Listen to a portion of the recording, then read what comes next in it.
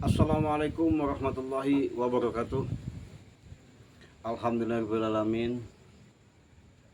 Asyhadu an la ilaha illallah wa asyhadu anna Muhammadar Rasulullah. Rabbi sholli sadri wa yassir li amri wa uqdatam min lisani yafqahu qawli. Seluruh sahabat-sahabat ya, subscriber di channelnya Gus Blange, di mana Gus Blange mengingatkan jangan lupa perbanyak kita sholat dan perbanyaklah kita untuk bersalawat, di mana napas kita naik turun jangan dihitung dari satu hari satu malam 24 jam siang dan malam. Kalau bisa selalu kita mengingat dan banyak berzikir ya. Di mana di sini Gus Blange akan melanjutkan daripada cerita perjalanan Gus Blange dengan Nyi Roh Kidul ya, di pantai selatan di Samudra ya, di mana cerita Gus Blange sudah katakan di video berikutnya. Panjang sekali kalau mau dikupas, mau diceritakan dengan perjalanan-perjalanan yang selama ini Gus Blange alami. Tapi adapun sahabat-sahabat, kawan-kawan mau percaya maupun tidak, yaitu urusan daripada pribadi masing-masing ya. Tinggal bagaimana untuk menyikapi, menelaahnya. Tapi di mana selama ini Gus Blange artinya cikal bakal, asal muasal, nggak semulanya, nggak seperti ini. Gus Blange artinya memberikan suatu penjelasan, suatu tontonan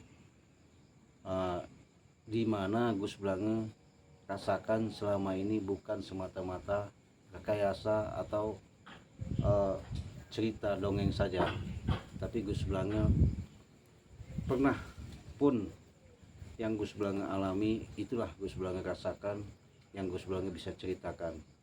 Nah, Gus Blange tidak mau menceritakan bukan daripada cerita Gus Blange untuk sebatas Gus Blange mendengar atau melihat atau katanya, tapi di sini Gus Blange akan memberikan suatu penjelasan yang benar-benar real, yang benar-benar fakta, benar-benar aktual. Untuk itulah makanya kita sama halnya kenapa kita bisa menyatu, tersambung, terhubung, tertaut, menaut dengan adanya perjalanan-perjalanan. Semua yang apa yang kita inginkan, yang kita citakan itu tergantung daripada pribadi, kelakuan, laku, lampah, ucap, ilat, kudu satu, supaya kita bisa berinteraksi, mediasi, hubungan ke alam gaib. Jadi dengan adanya Gus Blange di kala waktu itu sampai ke istana itu, Gus Blange sudah diberi, bahkan suruh bawa pulang ke alam dunia, artinya sudah hak milik ya. Tapi Gus Blange di situ tidak tertarik, bahkan tidak tergoda dengan hal-hal yang seperti itu. Bukan berarti Gus Blange tidak butuh dengan kebutuhan masalah hidup di duniawi. Tapi semuanya itu Gus Blange kembalikan lagi, apa gunanya harta kalau kita nggak bisa bawa. Semuanya itu mungkin hanya tipuan belaka. Tapi Gus Blange bukan tidak percaya dan tidak yakin, karena benar-benar di tempat Bunda Ratu Nyi Roh Kidul itu yang namanya seperti apa ya, emas, intan, berlian. Waduh, Masya Allah, sudah tidak bisa Gus Blange bayangkan, nggak bisa diomongkan. Bahkan kursinya pun serba emas ya, luar biasa.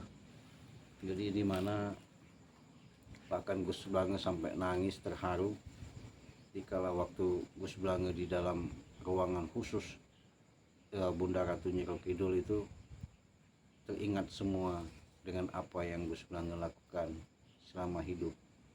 Teringat semua dan terbayang semua apa yang pernah Gus Blange perbuat selama hidup. Nah disitulah Gus Blange nasihat daripada Bunda Ratu Nyi Rokido terhadap Gus Blange. Gus Blange terapkan secara dalam hidup demi kehidupan, baik hidup bertetangga, baik hidup bersaudara, baik hidup bermasyarakat maupun sesama. Bahkan kita pun yang kita tanamkan yaitu sifat pilih yang kita lihat. Tidak ada yang namanya di perbedaan seperti yang kita bayangkan selama ini ya. Ibaratnya semua yang Allah ciptakan itu di alam dunia ini sama. Kenapa? Karena ada 3 ciptaan Allah di alam dunia ini, tidak melebihi. Maksudnya biar paham, biar tahu. Maksudnya 3 jenis.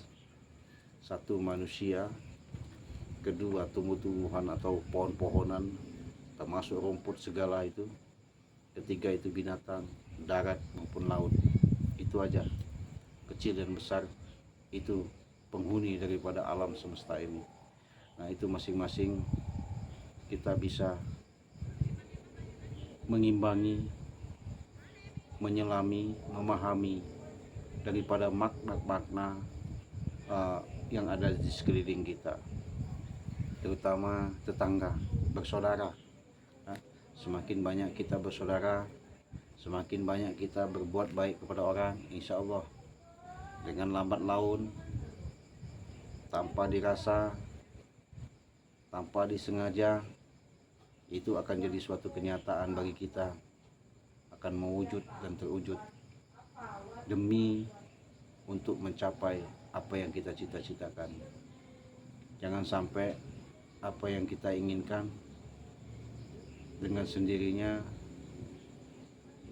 tidak terarah. Artinya lain yang diucapkan, lain yang ada yang diinginkan dalam hati dan batin kita. Jadi makanya antara ilat, maksudnya dengan ucapan, dengan hati harus jadi satu. Jangan mulut kita bicara, kalau pesan Ibunda Ratu Nyi Rokido terhadap diri saya, apapun itu bentuknya, menanamkan suatu kejujuran adalah suatu hal yang sangat mulia